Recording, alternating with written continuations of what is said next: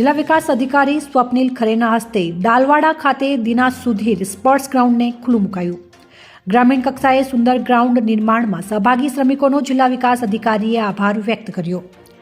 બનાસકાંઠા જિલ્લાના વડગામ તાલુકામાં નિર્માણ પામેલા દિના સુધીર સ્પોર્ટ્સ ગ્રાઉન્ડને બુધવારે જિલ્લા વિકાસ અધિકારી સ્વપ્નિલ ખરે ખુલ્લું મૂક્યું હતું। આ પ્રસંગે એક નાનકડા ગામમાં સુંદર સ્પોર્ટ્સ ગ્રાઉન્ડમાં સરકારની અને સાથે સહભાગી બનનાર ગામ લોકો, દાતા અને શ્રમિકોનો જિલ્લા વિકાસ અધિકારી સ્વપ્નિલ ખરેએ આભાર માન્યો હતો। ડાલવાડા ગામે સરકારની ગ્રાન્ટની સાથે ગામ લોકોનો લોકફાળો અને ગામના જૈન શ્રેષ્ઠી દીનાબેન સુધીરભાઈના આર્થિક સહયોગ થકી ઉત્તર ગુજરાતમાં સૌથી સુંદર અને વિશાળ સ્પોર્ટ્સ ગ્રાઉન્ડ નિર્માણ પામ્યું છે, જે ગ્રાઉન્ડને બુધવારે જિલ્લા વિકાસ અધિકારી સ્વપ્નિલ ખરે દ્વારા ખુલ્લું મૂકવામાં આવ્યું હતું। જિલ્લા વિકાસ અધિકારી સ્વપ્નિલ ખરેએ મેદાનના નિર્માણમાં સરકારની સાથે સહભાગી થનાર ગામ લોકો અને દાતા દીનાબેન સુધીરભાઈનો આભાર માન્યો હતો, તેમજ ગ્રાઉન્ડના કામનું નિરીક્ષણ કરી જરૂરી સૂચનાઓ કરી હતી।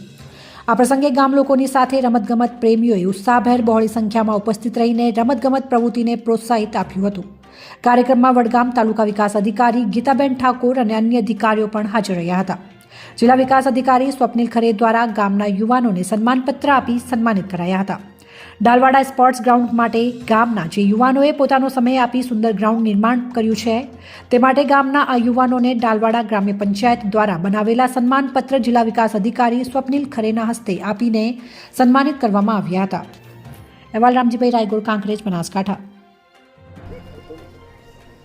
આજે ડાલવાડા ગામ ખાતે નરેગા યોજના અંતર્ગત અને વિભિન્ન યોજનાઓ સાથે કન્વર્જન્સ કરીને અને અમુક દાતાશ્રીઓની પણ ગ્રાન્ટોને લઈને આ મેદાન જે છે તૈયાર કરવામાં આવ્યું છે। ખૂબ સુંદર મેદાન છે, જેમાં ગ્રાસની પીચ છે અને સાથે સાથ અહીંયા પાણીના નિકાલની પણ બહુ સારી વ્યવસ્થા કરવામાં આવી છે। આજુબાજુ એક ટ્રેક પણ નરેગા અંતર્ગત કરવામાં આવ્યું છે। તમને આશા છે કે જેટલા પણ યુવાનો છે એ ખૂબ સારું યુઝ આનું કરશે અને નજીકના ગામો, દાખલા તરીકે થાલવાડા અને અન્ય ગામો પણ આનો સારો ઉપયોગ કરી શકશે।